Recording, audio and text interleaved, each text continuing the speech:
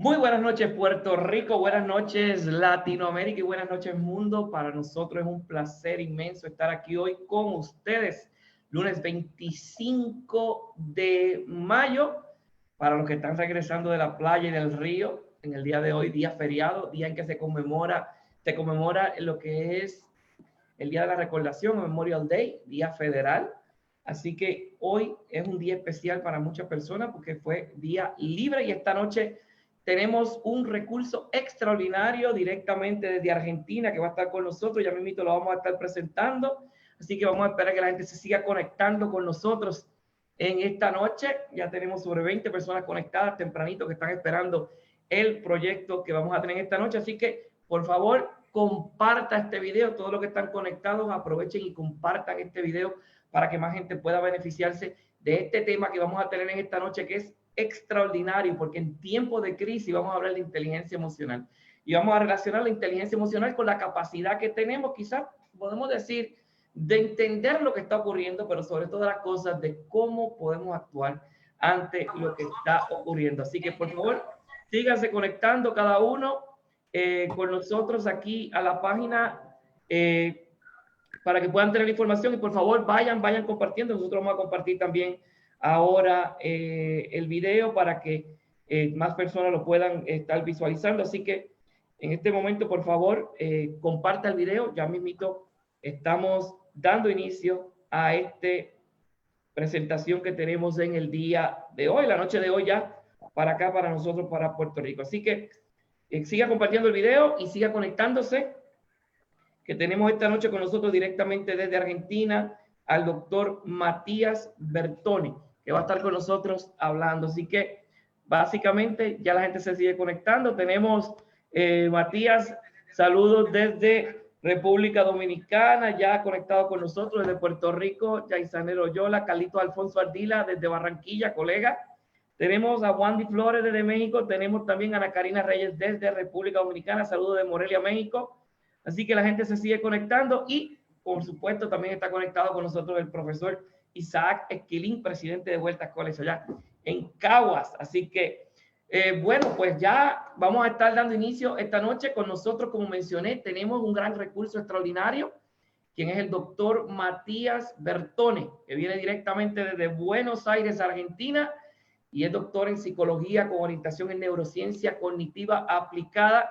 Y vamos a estar hablando hoy de un tema extraordinario que encaja bien con lo que estamos viviendo y es aprendiendo desde el cerebro esas pautas que son necesarias para trabajar o desarrollar el concepto de inteligencia emocional. Así que buenas noches, doctor Bertone, bienvenido a NeuroStrategies. Muy buenas noches, Juan. La verdad que para mí es un gusto poder participar de este espacio. Vengo viendo cómo abordan diversos temas y cómo la gente se interesa y participa y bueno, poder darle sentido a todo este momento de quietud que tiene el mundo y seguir con esta curiosidad y tratando de aprender en esta época me parece crucial, así que gracias por la invitación. Cuéntanos de la rebelión que está ocurriendo en Argentina. Estamos viendo a través de los medios noticiosos que la gente está, como decimos aquí, brava y furiosa y se están tirando a las calles. ¿Qué está ocurriendo ahora mismo en Argentina? Sí. Como, bueno, yo no sabía que era un día festivo ahí en Puerto Rico y bueno, acá en Argentina también se celebra el feriado del 25 de mayo y bueno, la gente salió a protestar porque yo creo que por distintos motivos, pero algunos tienen que ver con el tema que vamos a tratar hoy, que tiene que ver con la inteligencia emocional. O sea, no me quiero meter en el motivo por el cual sale la gente a manifestarse, porque obviamente es un motivo que tiene que ver con una cuestión política, porque hay mucha gente que no está alineada con las medidas que el presidente está tomando en este momento de cuarentena. Pero también tiene que ver con el tema que nosotros vamos a tocar hoy, que tiene que ver con cómo regular las emociones en este contexto de pandemia, ¿no es cierto? Que es como ha sucedido en otros momentos, no es algo nuevo para el mundo de la salud mental o las neurociencias, porque ha habido sociedades que ya han pasado por estas situaciones y no estoy hablando de pandemias. Hablo de inundaciones, terremotos, erupciones de volcanes, o sea, ciertas situaciones pandémicas, ¿sí? Que han pasado por diversos grupos sociales y, bueno, varias personas vinculadas al mundo de la salud mental han tratado de estudiar para describir el fenómeno y han aportado algunas herramientas que sirven para el control de las emociones. Y uno de los elementos extraordinarios que hemos visto es que en todos los gobiernos a nivel del mundo, o sea, están todos con la idea de paliar, decimos nosotros, de parar, de atender, de trabajar con esta situación en contra del COVID-19. Y hemos visto que ha habido algunas ayudas, por ejemplo, aquí en Estados Unidos están ocurriendo muchas ayudas económicas al comercio y a la población en general, pero también en otros lugares están ocurriendo. Sin embargo, hemos visto ese elemento que tú estás trayendo de qué se hace con el aspecto socioemocional de las personas. Y obviamente entendemos que eventualmente vendrá, hay una serie de psiquiatras, y yo creo que con mucha razón están prediciendo una crisis de salud mental a nivel mundial. No sé Sí. cómo encaja esto dentro de lo que vamos a trabajar en el día de hoy. Le invitamos a la gente que se siga conectando y que siga compartiendo el video. Así que esa es la perspectiva que tenemos. La perspectiva que tenemos es que sí se está paliando la crisis. Hay países, por ejemplo, una de las preocupaciones mayores es países que han empezado, entre comillas, en la desescalada, pero probablemente esa desescalada cueste mucho de lo que se ha hecho en esta cuarentena. Por ejemplo, nosotros aquí en Puerto Rico hemos estado encerrados, muy cuidados, y afortunadamente los números no se han comportado como en otras jurisdicciones, pero definitivamente con el aviso de que mañana se empieza a habilitar y prácticamente se abre todo, y que se habilitó este fin de semana como era un feriado largo para que por fin unos caribeños que vivimos en la playa después de 2 meses nos quitaran la playa, pudiéramos regresar hoy a la playa, pero definitivamente el comportamiento de la población no fue como se esperaba, y los visuales de las redes sociales y de los noticiarios presentan que no hay ningún tipo de distanciamiento social, no están usando ni siquiera la mascarilla, el cubreboca. Así que esperemos que esta liberación de un poquito de espacio para uno poder respirar fuera de las 4 paredes de la casa, pues no provoque una situación como ha pasado ya en otros países, como por ejemplo en China, que volvieron a encerrarse, y en Italia también. Así que, Claro. doctor Bertone, ¿por dónde empezamos? Vamos a hablar un poquito de cómo se regulan esas emociones, especialmente en tiempos de crisis. Así que adelante. Quiero empezar por algo que vos mencionaste recién, ¿no es cierto? ¿Qué va a dejar en relación a la salud mental de las personas esta pandemia? Entonces, lo primero que vamos a tener que diferenciar es las reacciones post-exposición de lo que es un trastorno mental. ¿Qué es esto de las reacciones post-exposición?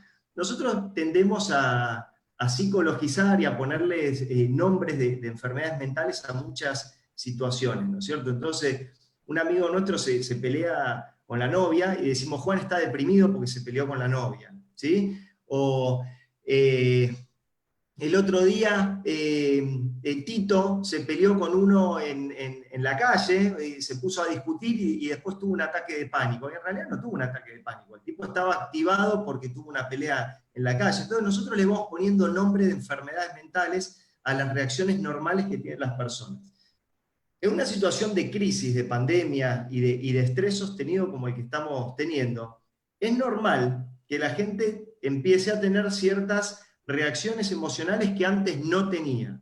¿Qué quiere decir esto? Las personas pueden estar más irritables, las personas pueden estar más agresivas, las personas pueden estar con más miedo, las personas pueden estar más paranoicas, en el sentido no de un delirio paranoide, sino de temor a contaminaciones, más obsesivos en relación a la limpieza. ¿Y qué es lo que diferencia las reacciones post-exposición y las enfermedades mentales? Primero, que este tipo de reacciones son normales, que son adaptativas, ¿sí? Que desaparecen con el tiempo cuando desaparece el estresor. O sea, en algún momento la pandemia se termina y todas estas reacciones que para mí no eran comunes, porque no eran parte de mí, desaparecen automáticamente.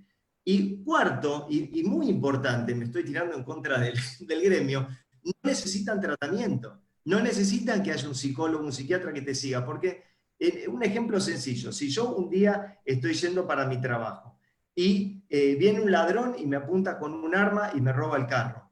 Es muy probable que naturalmente yo los días posteriores a ese asalto, cuando salga de mi casa mire para todos lados, trate de no salir de noche, esté mucho más atento. Y eso no es una enfermedad mental, ese es un mensaje de mi cerebro que quedó sensibilizado ante una situación de riesgo físico o riesgo de vida para mí. Entonces, estas reacciones que nosotros estamos viviendo, de estar un poquito más estresados, un poquito más molestos, un poquito más reactivos, con un poquito más de miedo, son normales. ¿Y por qué son normales si yo antes no era así? Porque esta situación que estamos viviendo es anormal. O sea, tenemos reacciones, parece un trabalengua, ¿no? Pero tenemos reacciones normales a una situación anormal, por eso nuestras reacciones son anormales. Una vez que esto pase, nuestras reacciones tendrían que desaparecer. Para las personas que estas reacciones afectivas, que son disfuncionales y que traen diversos trastornos, permanezcan y perduren en el tiempo, yo ahí sí aconsejaría que ese grupo de gente, un grupo pequeño de gente, que no logre con sus herramientas personales resolver estas cuestiones emocionales, ahí sí que consulte con un profesional. O sea, Matías, que en cierta manera es uno de los elementos que la gente a veces no entiende, pero definitivamente el sentir miedo en este momento provoca situaciones o provoca acciones de mi parte para combatir ese miedo que van a protegerme en cierta manera de la situación que está ocurriendo. O sea, que la gente que reconoce, por ejemplo, que el miedo es malo, no necesariamente es malo en este momento. O sea, ¿cómo No, explicas eso?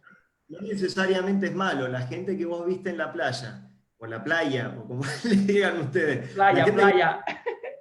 sin tapaboca, es gente que no tiene miedo. Entonces es un problema, porque nosotros tenemos que tener un poco de miedo. Ahora, ¿cuál es el problema del miedo y por qué tiene tanta mala fama? Bueno, porque en ciertas enfermedades mentales que tienen que ver con los trastornos de ansiedad, el miedo está sobredimensionado, el miedo está generalizado y termina trayendo problemas en la vida social, académica, laboral de las personas, pero el miedo como emoción no necesariamente es malo. Es interesante lo que estás trayendo precisamente por el hecho de que en esencia nosotros estamos visualizando el miedo como algo negativo y en realidad en todas las conferencias que hemos estado trabajando es precisamente eso. Estamos trabajando con la idea de que en efecto el miedo es una reacción normal del cerebro ante estímulos externos que están llegando para que te está diciendo, oye, esta es la sensación que sientes, esta es la emoción que estás sintiendo, para que con ese estímulo que estás sintiendo puedas entonces tomar acción para protegerte precisamente. No sé cómo lo visualizas. Sí.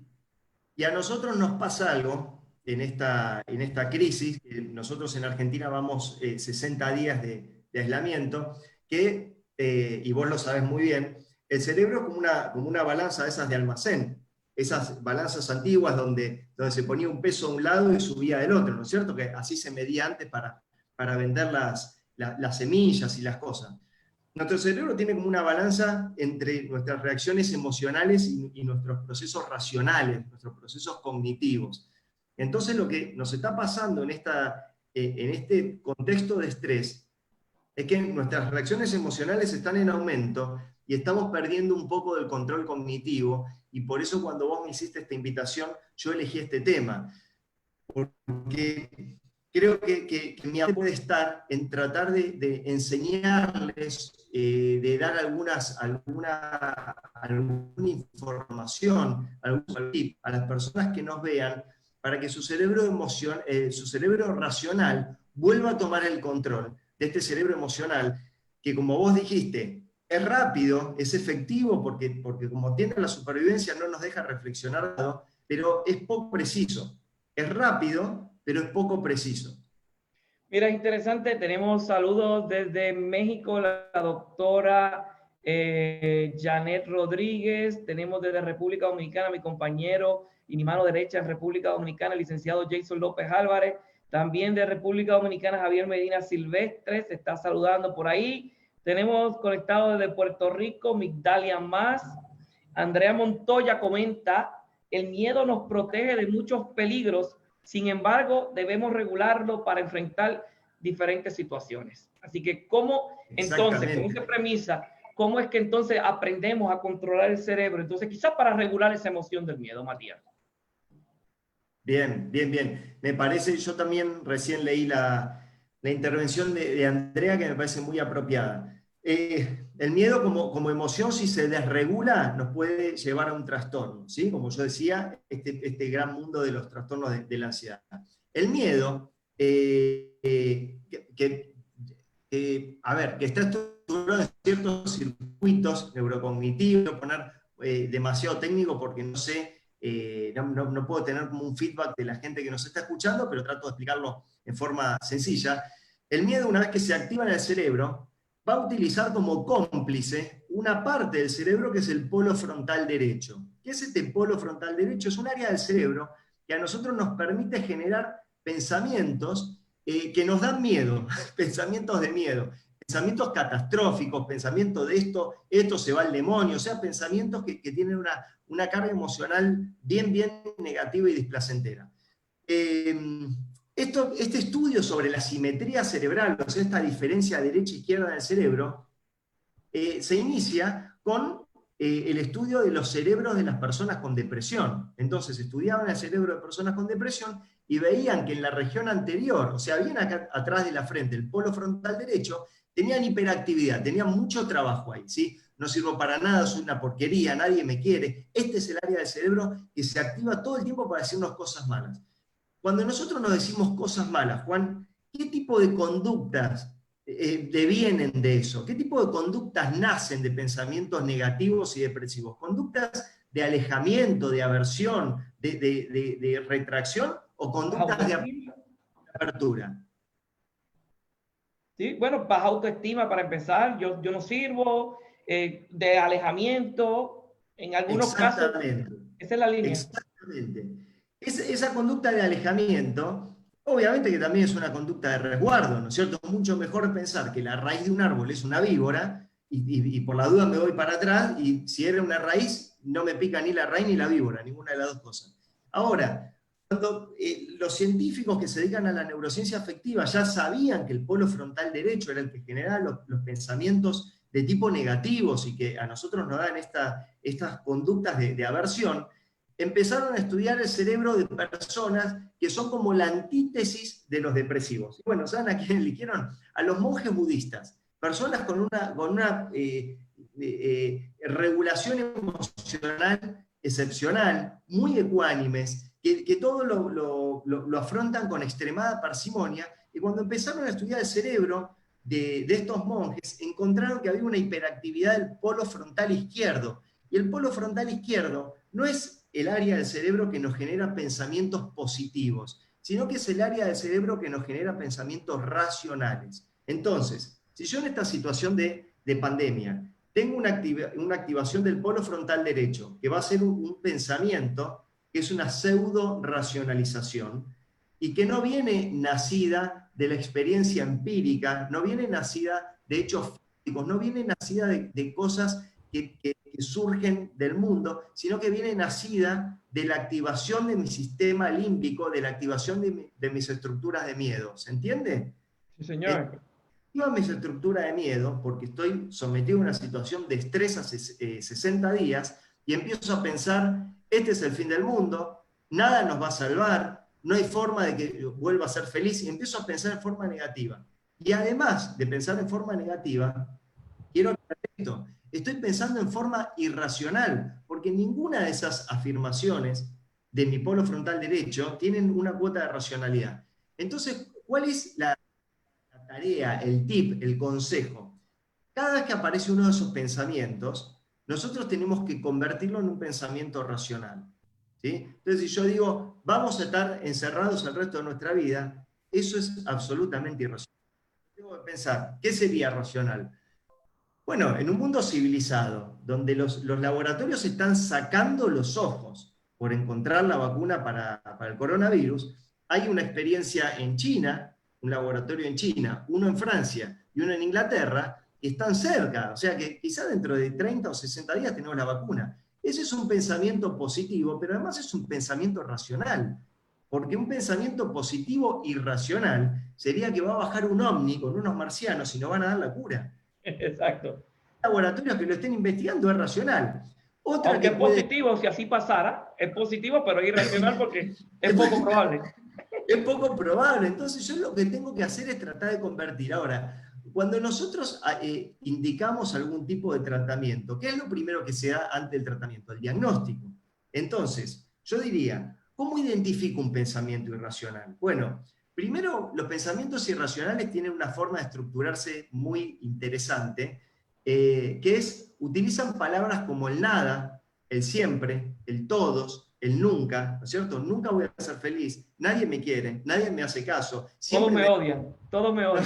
Todos me odian, ¿sí? Nadie me valora. Cada vez que nosotros usamos el nadie, siempre, todo, eso es un pensamiento irracional, porque nada en el mundo es así. O sea, nunca las cosas son tan totales. Mira, Eso ya Matías, ese comentario fue sí. como te mencionamos, Andrea Montoya, que es de Colombia. Saluda al profesor Alfredo Rocha desde Santa Cruz, Bolivia. Y tenemos un comentario aquí de Yaisanero Yola, la doctora de Puerto Rico, que dice que el hecho de que la ciudadanía pierde el miedo al COVID-19 y tome esa actitud irracional ante una situación irracional por demás, ¿cómo se explica cuáles serán las consecuencias? Es lo que estamos hablando ahora. O sea, el hecho de tomar una decisión, por ejemplo, o sea, es como si fuera mágico, como decir, estamos en desescalada, o sea, el mensaje que está llegando ya pasó, cuando en realidad no ha pasado. Lo que le están diciendo es, no te puedo retener más tiempo encerrado, porque sé que va a tener consecuencias quizás fuertes, pero te estoy dando la oportunidad de que salgas, pero entonces, ¿qué es lo racional dentro de eso irracional? Es una pregunta extraordinaria.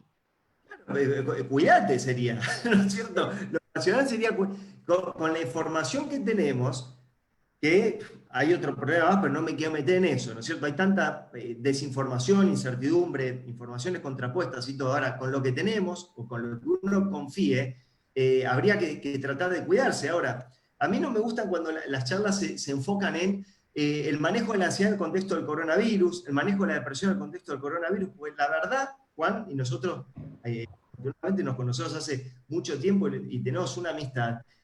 Yo lo que veo es que el coronavirus no ha generado ninguna pandemia nueva en las cuestiones de la salud mental, sino que ha puesto en manifiesto la inmadurez emocional que tienen muchas personas, que yo ya lo venía viendo esto, incapacidad para frustrarse. ¿Por qué tengo que seguir encerrado en mi casa? Bueno, porque lo indicó tu gobierno, o sea, es el que votaron ahí por mayoría, ¿no es cierto? Incapacidad para frustrarnos, incapacidad para estar con nosotros mismos, incapacidad para tener actividades con nuestros hijos sin delegárselo al club, a otros amigos, a la escuela. Entonces, no hay un problema de salud mental provocado por el coronavirus. Había un problema de salud mental en las personas con una extremada inmadurez emocional, una extremada inmadurez para controlar las emociones, una dependencia total de su bienestar en relación al bienestar de su contexto. La gente está bien mientras tiene trabajo, su pareja lo quiere y sus amigos lo aprecian. Y cada vez que falla algo en la vida de las personas, todo se desmorona.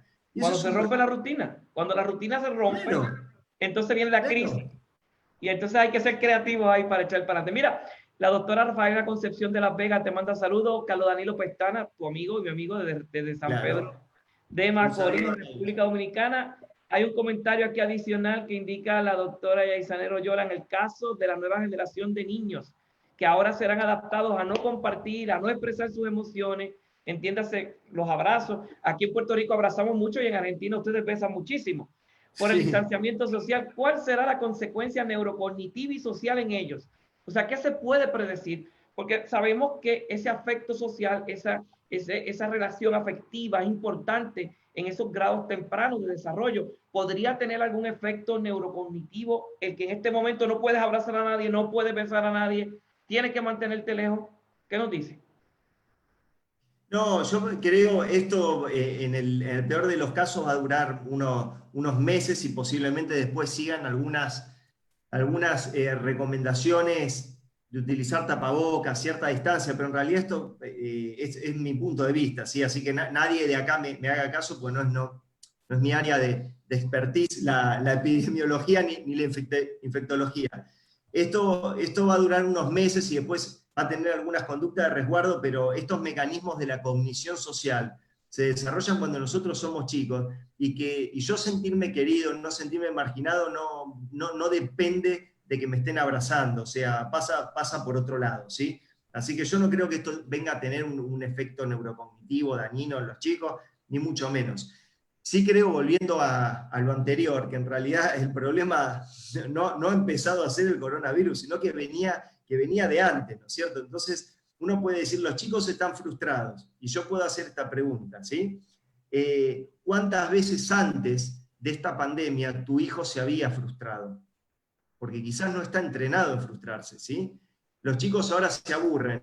¿Cuántas veces antes de la pandemia se aburría? Porque si vos le dabas la Nintendo, la PlayStation, le ponías Netflix, al instante que estaba empezando a sentirse mal, nunca permitiste que su corteza prefrontal inhiba esa sensación de frustración. Juan, si yo te pregunto qué cosas te frustran a vos, vos podés decir, hay veces que discuto con un amigo, hay veces que tengo algún problema económico, hay veces que tenía alguna aspiración en algún programa que no me salió. Vos tenés muchas frustraciones que vas resolviendo en tu vida. Los chicos no tienen problemas económicos, no tienen problemas financieros, no tienen problemas de traición con los amigos. Entonces, su única frustración es el aburrimiento. Es la única frustración que tiene un chico. Y yo me doy cuenta que en estos últimos años de mucha revolución de la tecnología, los chicos no se entrenaron en frustrarse y ese es un problema enorme. Es un problema porque el cerebro necesita estar expuesto a ciertas situaciones para entrenarse. ¿Sí? Nosotros siempre lo decimos en los cursos, ¿no es cierto? Es como esperar que un chico aprenda a leer sin que le enseñen. El cerebro tiene capacidad potencial para hacer muchas cosas, pero tiene que ser estimulado en esa función para que esa función se integre en el sistema neurocognitivo del niño. Mira, ese punto que trae es bien interesante porque precisamente cuando nosotros trabajamos hay un pensamiento erróneo que repiten muchos padres: yo voy a trabajar fuerte porque yo quiero que mis hijos no pasen lo mismo que yo pasé. Entonces la pregunta es la siguiente, o sea, tú estás donde tú estás hoy porque tú aprendiste a resolver problemas, a resolver situaciones, a exponerte a elementos como que si usted fija y tú miras para el lado y ves al niño, el niño está en su mundo jugando y divirtiéndose, pero el problema grande lo tienes tú aquí. Entonces la pregunta clave es, ¿valdría entonces la pena o el esfuerzo, el quizás que el niño entienda precisamente lo que está ocurriendo? Porque yo siempre he dicho que tú le preguntas a los padres, ¿cómo es que tú crías a tus hijos? Y los padres por lo general te responden, no, yo los crío de manera que no pase necesidad, pero es que yo quisiera preguntar a los padres que nos están viendo ahora mismo, si tú estás criando a tus hijos y le estás implementando las competencias para que resuelvan los problemas que tú tienes hoy, entonces vas por buen camino. Porque en esencia, tienen, como tú mencionas, tienen que entender que la vida no es color de rosa, tienen que entender que va a haber frustraciones y que va a haber momentos de estrés y que el único que va a poder salir del momento de estrés eres tú, porque cuando todo está bien, aparece la gente y hola, ¿cómo estás? Felicidades, pero cuando todo está mal, cada cual jala para su lado, decimos aquí. Así que en esencia eso es importante. Juan, yo escucho padres decir, no sé qué le pasa, está muy agresivo, trae malas notas de conducta de la escuela, y yo le digo, ¿cómo puede ser que estés con estas notas todas bajas en las materias? ¿Cómo puede ser que me manden esta nota que te portás mal si a vos nunca te faltó nada? Y me lo dicen. Digo, ahí encontró usted el problema, nunca le faltó nada. Nunca le faltó nada. Entonces cuando el profesor le dice que tiene que hacer sus deberes y él no tiene ganas, se frustra y no sabe cómo regular la frustración. Cuando le dicen que se sacó un 1 en la prueba y que tiene que rendir el recuperatorio, se frustra y no sabe porque nunca le faltó nada, porque nunca lo tuvo que resolver, y ese es un problema. Nosotros necesitamos entrenar nuestros cerebros y eso se hace desde chicos. Si bien nos desviamos un poquito para el lado de la educación, es lo que está hoy pasando en esto de nosotros, cómo aprendemos y qué es lo que significa la inteligencia emocional para la neurociencia cognitiva. Una de las cosas que significa para la neurociencia cognitiva de inteligencia emocional es que yo sepa identificar los pensamientos disfuncionales que se generan en un área del cerebro que dependen no de la experiencia, sino de un estado emocional. ¿Sí? Por ejemplo, mi estado emocional es celos. Y como mi estado emocional es celos, empiezo a pensar que mi mujer está coqueteando con un compañero de trabajo. ¿Sí? ¿Cuál va a ser el resultado de la conducta? Va a ser una conducta absolutamente disruptiva, donde yo la insulto, le grito, me enojo, ¿se entiende? Entonces, eso es un pseudo pensamiento racional que me engaña. Entonces, cuando yo tengo miedo va a pasar lo mismo. Voy a pensar, como mi pensamiento no viene de la realidad, viene del miedo, voy a pensar cosas que no tengo que pensar. Entonces, lo primero que tengo que hacer es aprender a identificar pensamientos irracionales. Uno es lo que yo decía, los pensamientos polares, los que empiezan con nunca, siempre, todos, nadie. Esos son pensamientos disfuncionales. Otro pensamiento disfuncional es el pensamiento de la bola de cristal. Cuando yo digo, nos vamos a morir todos de coronavirus, Yo digo, bueno, ¿cuál es el grado de evidencia de ese pronóstico? Si yo digo, si yo salto del 10º piso de un edificio, me muero. Bueno, ¿cuál es el grado de certeza de eso? Bueno, el grado de Un certeza es que 99%. he visto, claro, noticias donde la gente salta, se suicida, se cae, se muere. Entonces, es un pronóstico, también es un pronóstico. Es un pronóstico basado en la realidad. Que yo diga, mi mujer me va a dejar, me van a echar del trabajo, no, me voy a morir de coronavirus. Tengo que preguntarme si el grado de certeza del cual parte ese pensamiento hace que yo tenga un pronóstico certero o si es un pensamiento que surge de un estado emocional. Ese es uno de los componentes de la inteligencia emocional explicado de la neurociencia afectiva. Y el otro, ¿sabes cuál es, Juan? Entre tantos, el locus de control. ¿Dónde yo pongo el control? De mis emociones, no el control de las cosas, porque el mundo no lo manejo yo, ¿no es cierto? Todo el mundo sabe que lo maneja Bill Gates, no yo. Así que, pero ¿dónde pongo yo el control de mis emociones? No del mundo, el locus de control. Todos me tratan mal. Locus de control externo. Como la gente me trata mal, hasta que la gente no me empiece a tratar bien, yo voy a sufrir por el maltrato de los demás. Ahora, ¿qué pasa si yo asumo el control de esa situación? ¿Qué hago yo para que la gente me trate mal? ¿Qué debería hacer yo para que la gente no me trate mal? ¿Por qué yo siento que la gente me trata mal? ¿Sí? ¿Se entiende? O sea, cuando yo encuentro... Yo escuché el otro día un amigo que me dice, dejé de entrenar. ¿Por qué dejaste de entrenar? ¿Cómo por qué? Por todo esto del virus. Digo, ¿te afectó la motricidad? No, pero bueno, nada, no puedo ir al gimnasio. Entrená en tu casa. Y sí, pero me cuesta más. Bueno, pero me acaba de... Entonces, yo dejé de entrenar porque tuve un problema de voluntad. A ver, plantémoslo así. Ahora ya tenés que hacer algo con tu voluntad, pero si vos dejaste de entrenar por el virus, con el virus no podés hacer nada. Eso es locus de control externo. Si vos crees que el problema en tu conducta y en tus emociones es algo externo, te quedás pasivamente a esperar que algo se revierta. Cuando vos encontrás que lo que está sucediendo depende de vos, tomás el control de las cosas y tenés una actitud mucho más proactiva. Mira, Matías, hay uno de los elementos extraordinarios. Andrés Pizza desde México, Toluca, México, nos dice que hay situaciones bien interesantes y una de ellas es qué pasa con adolescentes, que ella obviamente trabaja con adolescentes que ya de por sí viven una problemática familiar difícil y se potencializa entonces con este elemento de restricción en el hogar. O sea, ¿qué pasa con estos adolescentes? Que ya de por sí su situación familiar es complicada por la razón que sea, y se potencializa entonces ahora que están encerrados en el hogar. Así que es importante ver cómo desde la perspectiva de un adolescente podemos hablarle entonces de inteligencia emocional. Claro, todo se va a potenciar. Todo se va a potenciar como hablábamos al principio. O sea, queda menos control racional y más de estas emociones al desnudo, ¿no es cierto? Estas emociones que tienen que ver con la ira, con la frustración y con el miedo. Ahora, yo iría con la misma receta en distinta dosis, ¿no es cierto? O sea, esto es lo mismo. Otra vez, volver a pensar, supongamos que hay una situación de conflicto familiar, supongamos que hay una situación de violencia familiar en ese matrimonio, y como ahora están encerrados, todo está exacerbado. Bueno, el locus de control interno, ¿qué puedo hacer yo para tratar de ayudar en esta situación? ¿No es cierto? No es decir, yo estoy deprimido porque mis papás se pelean todo el día. O sea, ¿qué puedo hacer yo para intervenir en esto? O sea, esa sería una forma de tratar de resolver. Yo, ¿sabes qué creo, Juan?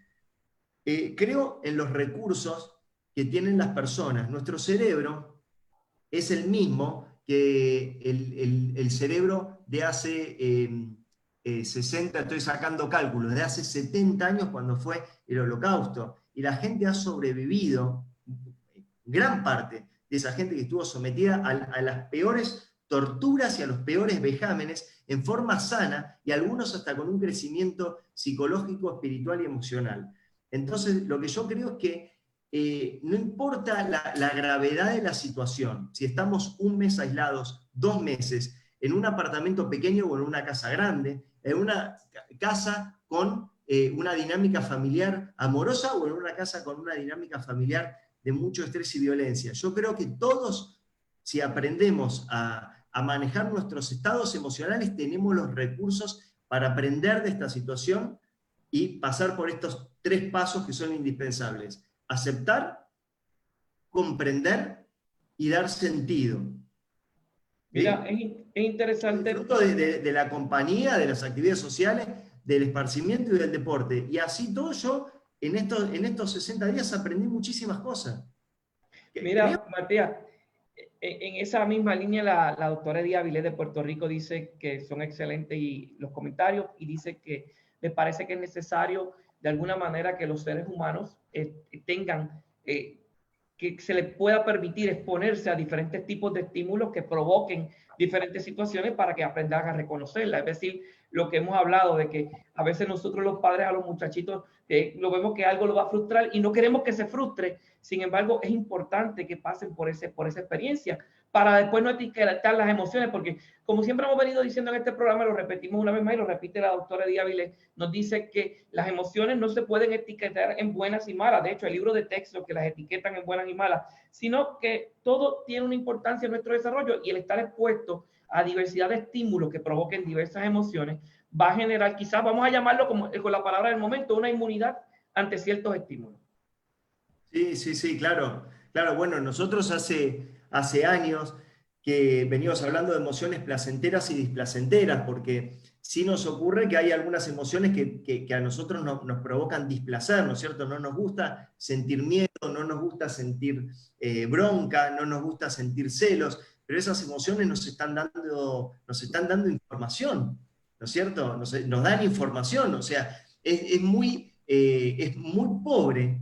Volviendo a lo de la inteligencia emocional, es una persona no inteligente emocionalmente, alguien que siente, por ejemplo, celos de su pareja y no hace nada al respecto, porque un día explota. Entonces hay que tratar de interpretar, y una buena forma es poder nominar la emoción, o sea, ponerle un nombre, saber qué es lo que estoy sintiendo, porque esa emoción nosotros podemos dominarla y después podemos direccionarla, ¿sí? Si yo tengo celos de mi pareja, y porque está hablando con alguien, no sé, eso se puede transformar en algo positivo. Decir, bueno, si realmente yo tengo tanto miedo de perderla, tengo que ser una persona que la trate con cariño, que la trate con respeto, que sea buen compañero, y de esa forma ella se va a quedar conmigo, en vez de encerrarla en la casa, ¿no es cierto?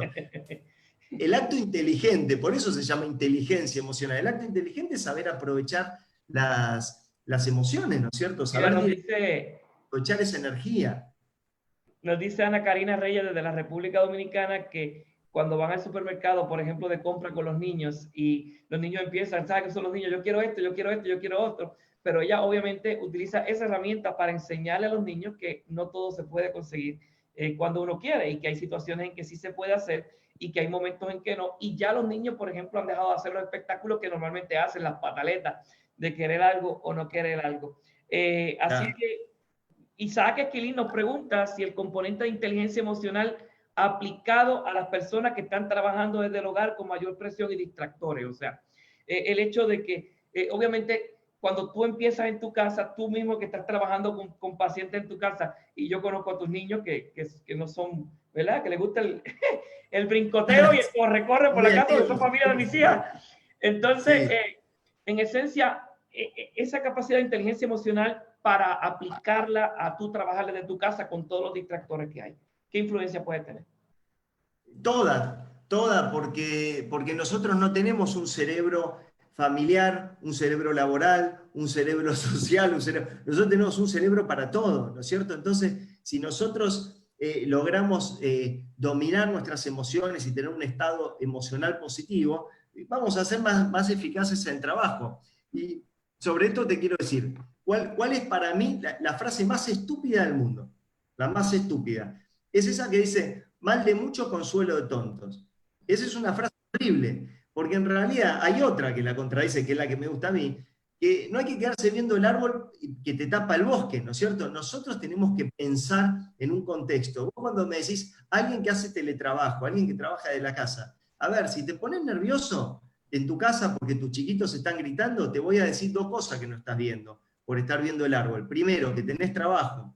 Acá las barberías, las personas que están en locales de comida, se están muriendo de hambre. Entonces ya sos un desagradecido por no poder ver el bosque. Tenés trabajo y estás trabajando de tu casa. Y si tenés dos chiquitos que están revoloteando, son dos chiquitos que no están en el hospital y que no tienen ningún problema. Entonces, esto es lo que yo estoy diciendo. Yo acabo de decir algo que emocionalmente estimula algo positivo, que es tener trabajo y tener hijos sanos, pero también son cosas racionales, porque ninguna de las dos cosas es mentira. Esa es la forma. Quiero mostrar algo, Juan, si puedo. ¿Puedo mostrar Claro que sí. una pantalla?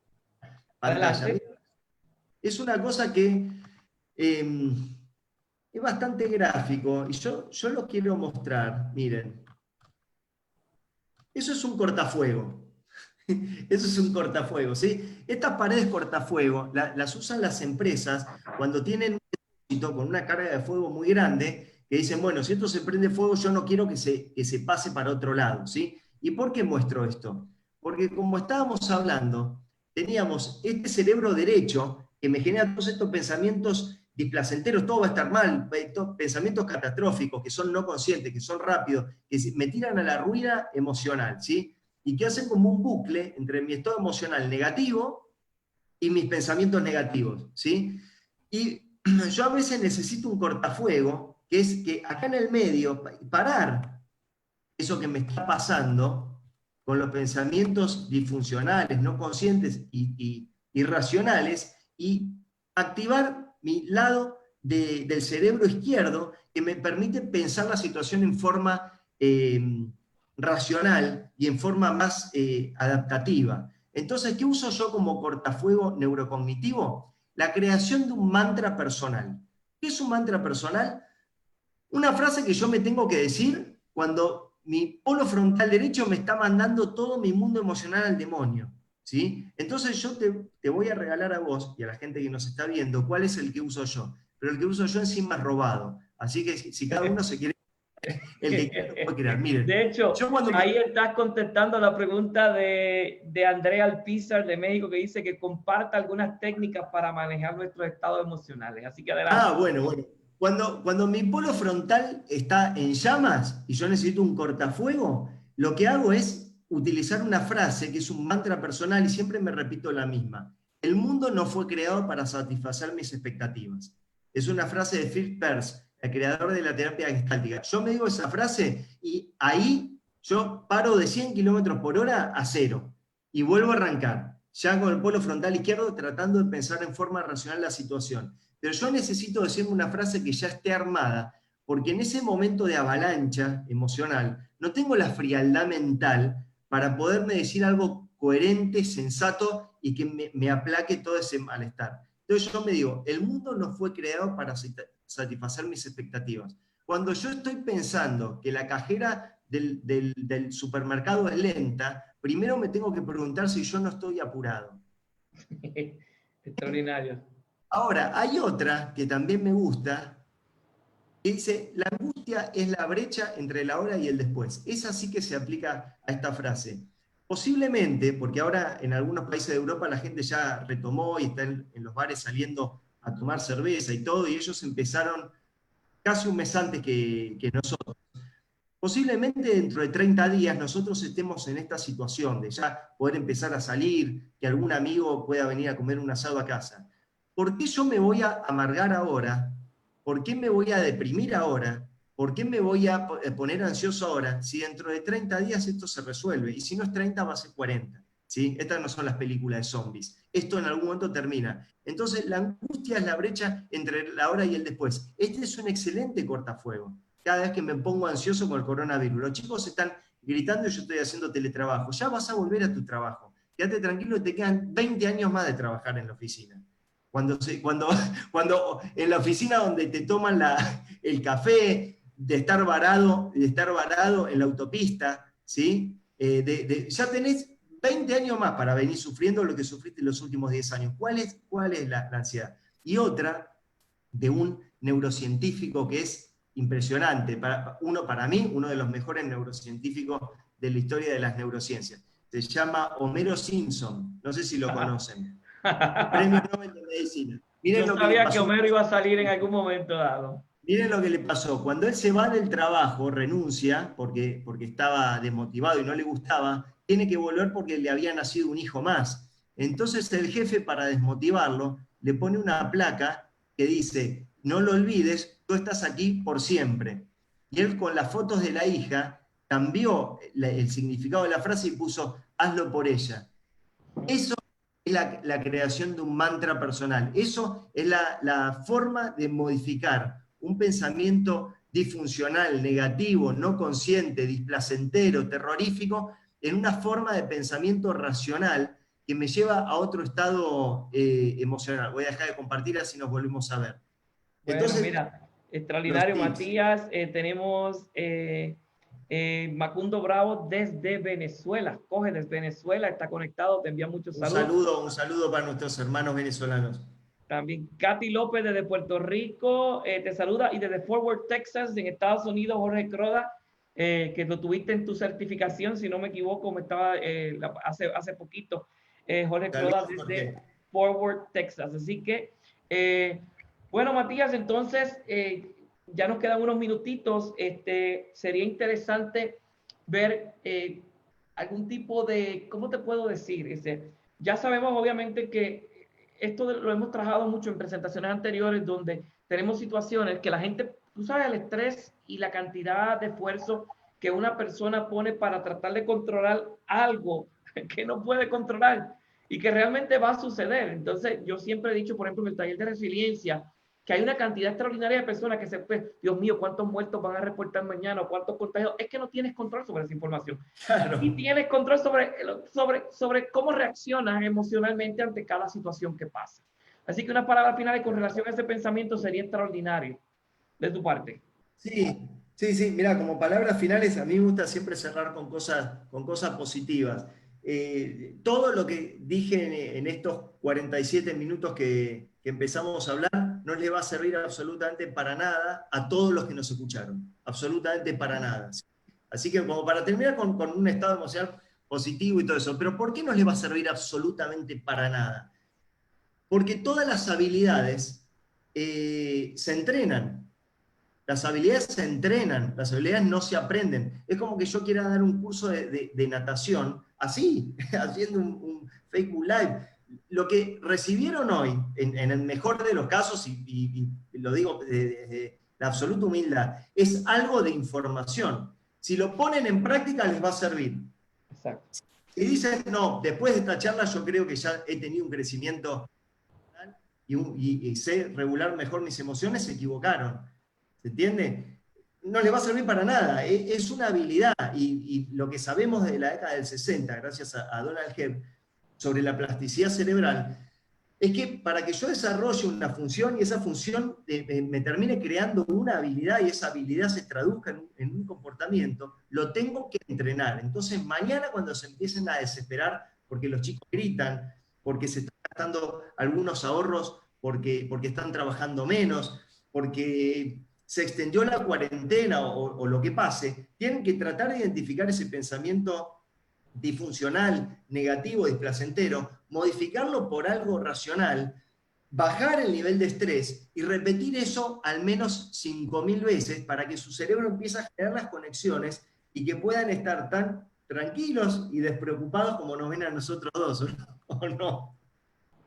Mira, es eso, para que no lo entienda, o sea, es cambiar ese cableado, o sea, reestructurar ese pensamiento. Y mira qué interesante, nos dice Andrea Alpizar, que a veces lo único que hay que hacer es cambiar las afirmaciones personales en tercera persona. Por ejemplo, Matías es un grosero conmigo, no, yo puedo decir Matías es grosero, y ya entonces el problema es yo busco la manera de cómo trabajar para ayudar a Matías a que no sea grosero, pero el problema es que siempre lo hacemos conmigo. O sea, en ese aspecto de primera persona. Esta pandemia me está dando duro. Bueno, nos está dando duro a todos. O sea, y la capacidad que tenemos entonces nosotros de modificar ese pensamiento, porque todo está aquí, todo está aquí. O sea, todo está en la capacidad de tú afrontar esas situaciones que estás llegando y en las que estás saliendo. Mírate, tenemos salido de Santo Domingo, Jenny Pérez, Pamela Palomeque desde El Salvador. Oye, tenemos a alguien El desde El Salvador. Salvador. Así Saludos que a es El Salvador interesante. De hecho, también. tenemos gente de Argentina, tenemos gente de Chile, gente de Colombia, tenemos gente de República Dominicana, Costa Rica, México. Estamos bien internacional hoy, Matías, así que adelante. Mirá, Mira, mirá Matías, esto. una última Sí, pregunta interesantísimo aquí. Dice, ¿El cerebro puede reprogramarse con las palabras y las acciones? Pero, no, a ver, lo voy a contestar de una forma distinta.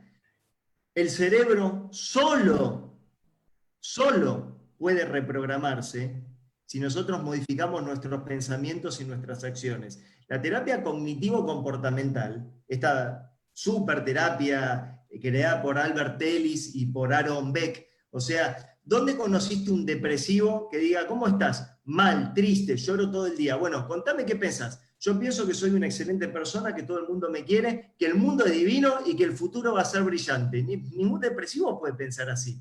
Entonces, cuando la persona dice, estoy un poco deprimido, me invitaron a un cumpleaños, pero no sé si ir. Andá, Juan, andá al cumpleaños, charlá con gente, tomate algo, bailá un poquito. Y cuando nosotros nos dejamos de comportar como depresivos es como salimos de la depresión. Cuando dejamos de pensar como depresivos es cuando salimos de la depresión, y lo mismo con la ansiedad, lo mismo con las obsesiones. Entonces, no es que nuestro cableado, como le veníamos diciendo, que nuestros circuitos neurocognitivos se podrían modificar con eso. Es la única manera. Las terapias farmacológicas, claro que ayudan. Hay medicamentos excelentes para hacer un montón de cosas, pero esos medicamentos actúan en neurotransmisores que nosotros tenemos que fabricar. ¿Sí? Entonces es importante saber que la forma en la que nosotros pensamos define cómo nosotros nos sentimos, y como nosotros nos sentimos define cómo nosotros actuamos. Cuando estamos deprimidos no hacemos cosas de depresivo. Mira, qué interesante a todos los que nos están escuchando, y ya tenemos muchísima gente conectada. Y uno de los elementos es que el doctor Bertone va a estar regresando con nosotros más adelante para trabajar un programita de 1 hora más o menos de lo que es terapia neurocognitiva, precisamente de lo que él está discutiendo, y eventualmente van a tener la posibilidad de hacer algún tipo de certificación mucho más extensa con todos los conocimientos, porque definitivamente la terapia neurocognitiva va a ser, oígalo, escúchelo bien, la terapia neurocognitiva va a ser en gran manera la mejor medicina que podamos, que se pueda desarrollar para atender todo este tipo de estrés postraumático que vamos a tener como consecuencia, no necesariamente de esta pandemia, sino de cualquier crisis que una persona, porque Matías, o sea, hablando de crisis en crisis, por ejemplo, tú le preguntas, como decimos siempre a los americanos que viven en Estados Unidos, una crisis antes que esta, y se van a las Torres Gemelas, pero le preguntas a un puertorriqueño y te dice, hace 2 meses tuvimos un terremoto, hace 1 año y medio tuvimos un huracán, y ya que vengan los volcanes, o sea, cosas como esa es lo que aquí se habla precisamente. Es bien importante que sepan que el doctor Bertone va a estar compartiendo con nosotros en otras ocasiones, y que en su momento va a estar trabajando este asunto de terapia neurocognitiva. Tenemos una pregunta de Ángel Céspedes de República Dominicana. Dice, ¿el cerebro puede captar audios de buenas palabras mientras se duerme? Estamos ya en otra línea.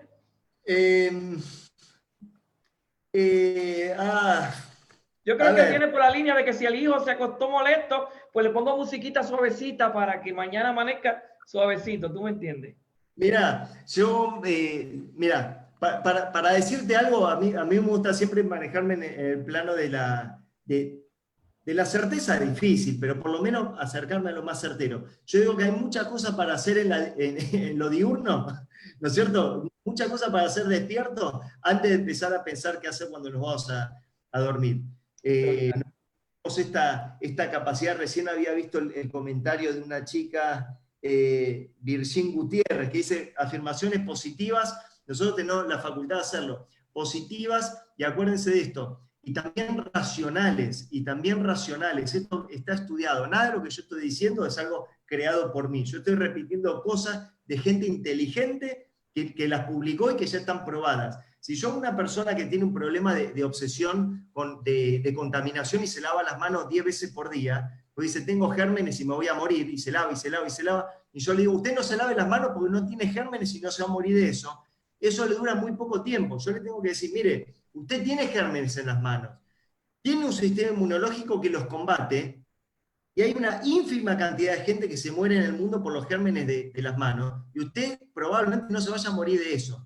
¿Sí? Entonces, ese pensamiento racional sirve para bajar sus obsesiones. Pensemos en forma racional, que con el pensamiento racional ya nos basta. ¿Sí? Y quería agregar algo que dijiste vos, Juan, sobre la terapia neurocognitiva. En un momento, la neurociencia daba muchas explicaciones sobre cómo funcionaba el cerebro y el cerebro de los animales y de los moluscos, y se sabía mucho, pero le faltaba explicar qué pasaba con el cerebro de los seres humanos si se juntan dos neurocientíficos, Miller y Gazzaniga, y entra este concepto de la neurociencia cognitiva, todo el conocimiento del cerebro, pero en unión con la psicología cognitiva para darnos todas estas explicaciones y todas estas formas de entender el cerebro como lo estamos entendiendo hoy y como charlamos hoy. Y la terapia neurocognitiva es el mismo proceso, es esta integración creada por el doctor Néstor Román de toda la dinámica y los protocolos y el quehacer del terapeuta cognitivo, del psicólogo cognitivo, más todos los aportes y el conocimiento de la neurociencia cognitiva. Y se creó un cuerpo teórico que es maravilloso porque realmente ayuda a modificar estos circuitos que a veces funcionan mal, con técnicas que son muy eficaces, muy acotadas en el tiempo, y que para todo lo que tiene que ver con los trastornos vinculados al estado de ánimo y la ansiedad son muy efectivos. Así que bueno, como dijiste vos, en algún momento vamos a poder charlar de este tema. Extraordinario, extraordinario. Tenemos saludos desde Argentina. El director ejecutivo de CIFAL Argentina, Pablo Román, se encuentra con nosotros también. Y de hecho, ya estamos prácticamente en la parte final del programa y obviamente el doctor Matías Bertone, así mismo usted lo consigue en las redes, Matías Bertone, y está disponible para contestar cualquier tipo de pregunta y para diferentes recursos. Quiero mencionar también que el doctor Matías Bertone es el presidente del Buró Internacional de Neurociencia Cognitiva Aplicada, BINCA, es la organización la cual representamos y que tenemos como propósito llevar la difusión de las neurociencias cognitivas aplicadas en todas las áreas que el cerebro pueda manifestarse.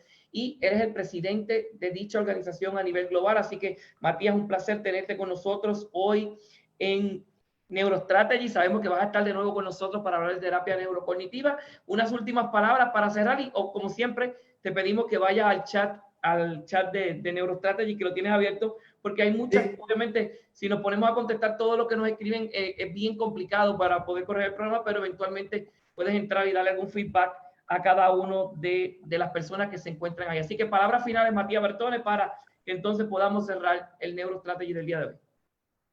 Bueno, como palabras finales, gracias Juan por la invitación. Esto fue mucho más sencillo que enseñarte a cebar mate. Hay unas frustraciones, el cerebro emocional superactivo y todo. Así que lo disfruté mucho. Y como palabras finales, yo retomaría algo para reforzar y darle importancia a esto de que las habilidades se entrenan, las habilidades no se aprenden dando información, porque me parece que es lo más importante, ¿no es cierto? O sea, hoy quise transmitir cierta información.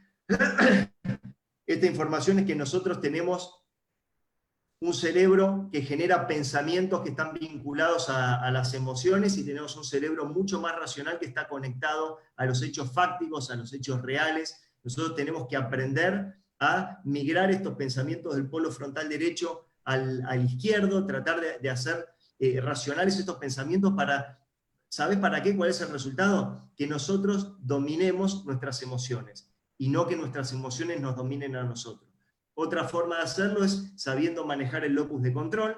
Nosotros no podemos decir, una vez que tenemos esta información, no podemos nunca más decir, estoy nervioso por la pandemia, estoy triste por cómo me trata mi pareja, las emociones son tuyas. Vos no podés estar mal por cómo te tratan, vos no podés estar ansioso por la pandemia. Vos estás ansioso porque no encontraste los mecanismos de afrontamiento para no estar nervioso con la pandemia. Entonces, eso cambia completamente la forma en la que nosotros atravesamos los estresores que van pasando en la vida. Ya venían fallando de antes de la pandemia lo ha puesto en evidencia. Entonces, esas serían mis palabras finales. Sepan que hoy no son más inteligentes emocionalmente que hace una hora, y si empiezan a implementar esto, yo estoy seguro que la semana que viene van a tener un crecimiento en su capacidad de regulación de las emociones, de la conducta, de la ansiedad, y ahí sí van a ser más inteligentes emocionales, ¿sí? Esto hay que practicarlo y no queda otra.